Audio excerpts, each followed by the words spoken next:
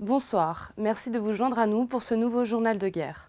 Au 226e jour de la guerre entre le Hamas et Israël, voici ce qu'il fallait retenir à 19h30, heure de Beyrouth.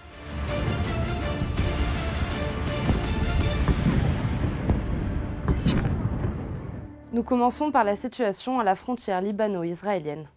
L'artillerie et l'aviation israélienne ont continué à bombarder le sud Liban, ciblant des zones telles que Maroun el-Ras, Alma el-Shab, Beit Liv et Naoura. Des tirs d'artillerie ont frappé les banlieues d'Aïtaroun, de Rachaya et de Wadi Armoul. Des incendies ont éclaté à Ouazani et Rajar à la suite d'une opération de ratissage de l'armée israélienne et des incendies supplémentaires se sont déclarés à Houla en raison des bombardements. L'armée israélienne a également tiré des obus au phosphore sur Maïs el-Jabal, ce qui a poussé les habitants à demander l'aide de la défense civile alors que le feu s'approchait de leur maison. Le Hezbollah a annoncé des attaques d'artillerie sur les sites d'Al Raheb, de Jal el-Alam, de Ramsa et de Zebdin, et a affirmé avoir détruit de nouveaux équipements d'espionnage à Ramia et infligé quelques pertes à Malikia. Le Hezbollah a également annoncé la mort d'un de ses combattants, Hassan Yahya Nehmé, à Maïs el-Jabal. À Gaza, une frappe aérienne israélienne sur une maison de camp de réfugiés de Nusayrat a tué au moins 31 personnes et en a blessé 20 autres. Selon des sources médicales citées par l'agence de presse palestinienne Wafa, les forces israéliennes encerclent l'hôpital d'Al-Aouda à Jabalia, situé dans le nord de la bande de Gaza. Elles empêchent la fourniture de services de traitement aux blessés et aux malades.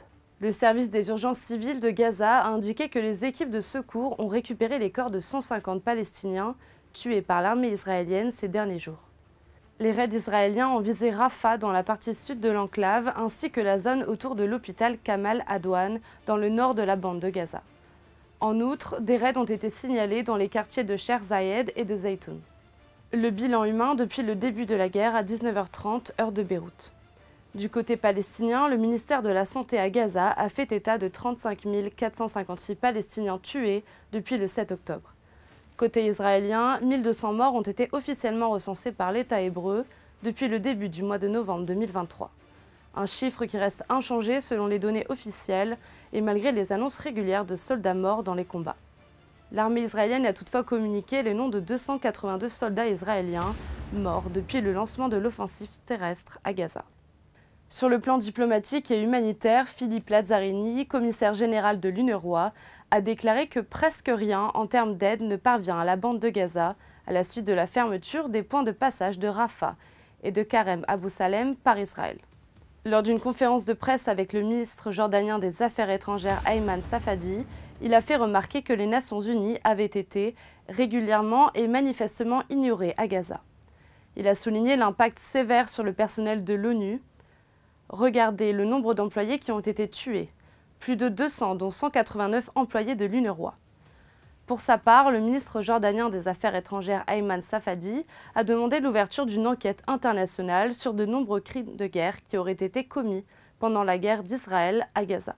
Il a souligné que les responsables de ces crimes avérés devraient être tenus pour responsables. Le responsable des affaires humanitaires des Nations Unies, Martin Griffiths, a mis en garde contre une issue apocalyptique en raison des restrictions sévères imposées à l'aide destinée à Gaza, comme l'a rapporté l'AFP. Lors de discussions avec les responsables qataris à Doha, M. Griffiths a déclaré « Si le carburant vient à manquer, si l'aide ne parvient pas aux personnes qui en ont besoin, la famine dont nous parlons depuis si longtemps et qui menace ne sera plus une menace, elle sera présente. » Il a souligné que les conséquences seraient vraiment dures, difficiles et apocalyptiques. Merci de nous avoir suivis sur Ici Beyrouth. Rendez-vous demain pour un nouveau résumé de la situation. Retrouvez toute l'actualité sur notre site web www.icibeyrouth.com dans la section Israël-Hamas et sur tous nos réseaux sociaux.